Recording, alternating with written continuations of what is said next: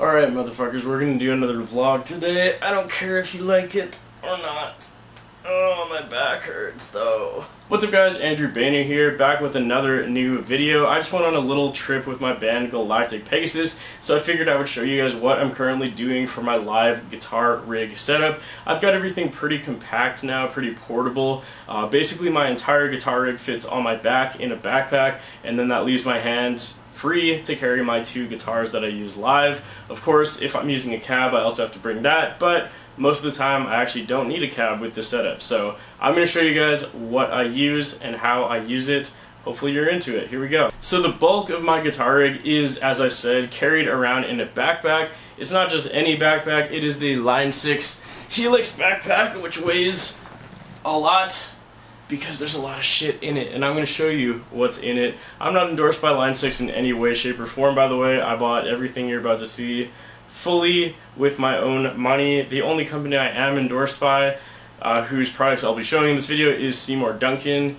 But other than that, everything was bought by myself. So this backpack included, which is very expensive, but in my opinion, very worth it. The backpack was, I think, $200 Canadian, probably a little less for my American friends. But the reason I got this backpack is because it makes things very convenient, as I said. So basically, I'm going to show you what's inside the backpack now. Alright, so let's take a look at what is inside the backpack.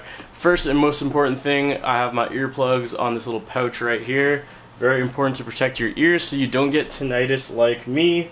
Yeah, having your ears ring all the time really fucking sucks, so try and avoid that if possible. Second thing in here, there's a little pouch at the top, which is actually the perfect size for my Seymour Duncan Power Stage 170. This is actually a power amp, believe it or not. It's like the size of maybe two pedals combined. It is 170 watts and it is extremely loud. It is way more volume than I'll ever need in my life. Usually I have this around the midpoint, halfway. And then on my Helix, which I'll show you later, I also have it halfway. So pretty much I have literally only ever using half the volume at any given moment, and it is more than enough. It's very simple. On-off switch, input, output to your output to your cab. That's it. Very, very easy. So I keep this in my backpack in case I ever need to use a cab. Yeah, so that's right in there. Fits very nicely. The next pocket is a nice big one down here, and this is where I keep all my cables and supplies and all that good stuff. So as you can see here, there's all my cables. Apologies in advance for my terrible cable management skills, but this is kind of a nice big area where you can keep all this stuff. So I have all my speaker cables. They're all kind of wrapped with like Velcro shit, so if you throw it in there, it sticks. So I have a bunch of cables, patch cables, power cables, speaker cables, extra cables for every type of thing. I've also got a power bar just in case the venue is ghetto and for some reason doesn't have one. Got some extra Velcro strips in case I buy more cables. Got a couple little short pedal board cables at the bottom there just in case. And then in the other side of the backpack up here, there's a couple more pockets where I store some, extra 9-volt batteries. Always need those, especially if you're using active pickups like I am. And then in the other one, I have my handy, let's see if I can get it out, this little string clip tool thingy to restring your guitars. And then I also have, of course, the Evertune key, but that's just because I use an Evertune guitar. You obviously don't need that unless you have an Evertune. And there's also another pocket up here, which is a huge pouch, where you can kind of put anything else you want. I put like extra packs of strings and like a little mini screwdriver up in there. So yeah, pretty handy stuff. You can zip that closed and none of that shit is going to move anywhere. And then the last part of the backpack is, of course, the Helix itself, which is the entirety of the backpack, and it just slips out nicely like that. And that's pretty much it. Very, very simple. All fits in my back, and it has worked like a charm every time. I've had no issues.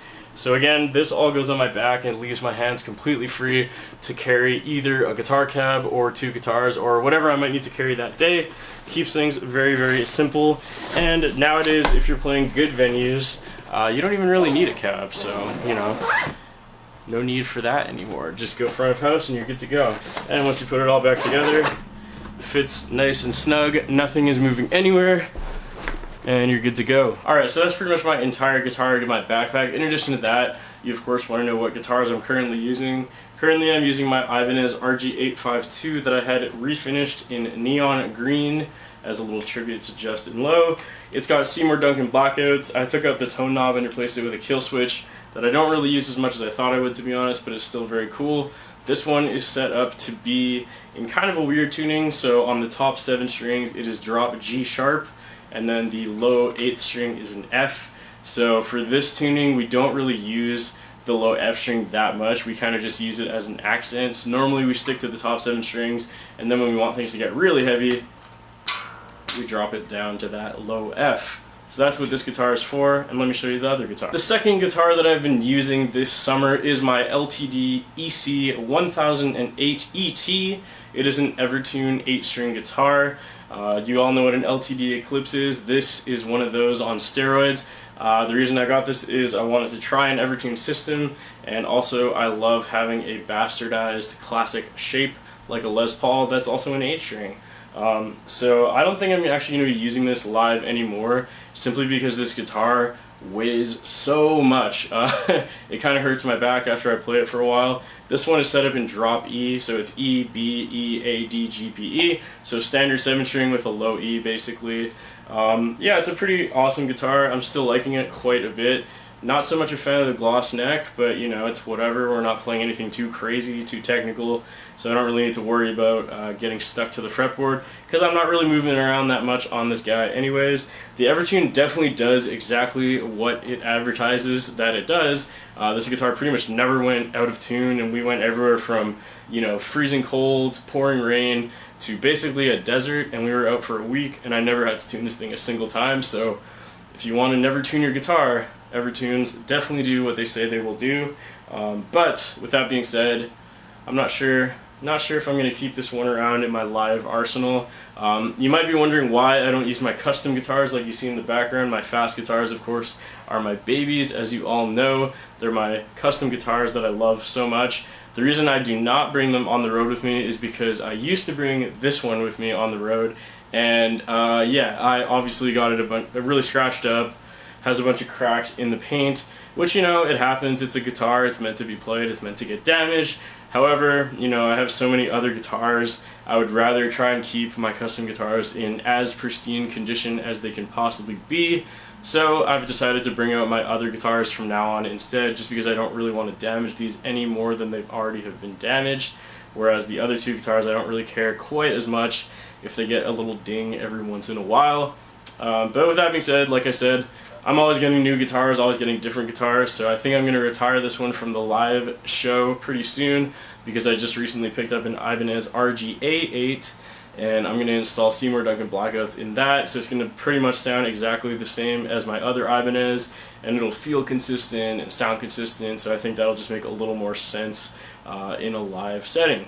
So that's what I think I'm going to do. But anyways, that's all for this video, guys. If you have any questions about the gear that I used that I didn't quite explain properly, please let me know in the comments below. I will try to answer as many questions as possible. I like to keep things simple, clean, and easy to use, and this so far has been my favorite setup for all of that in forever. So I think I'm going to stick with this for a very long time. I've been loving using the Line 6 Helix. The Seymour Duncan Power Stage is awesome, and I really like the guitars that I've been using on stage.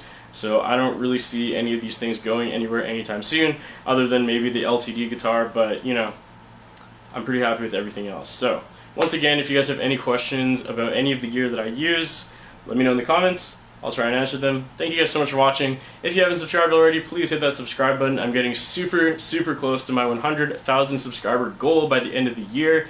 I just recently hit 91,000 subscribers, and we are getting there, my friends. So thank you so much for your support. I'll see you guys next time.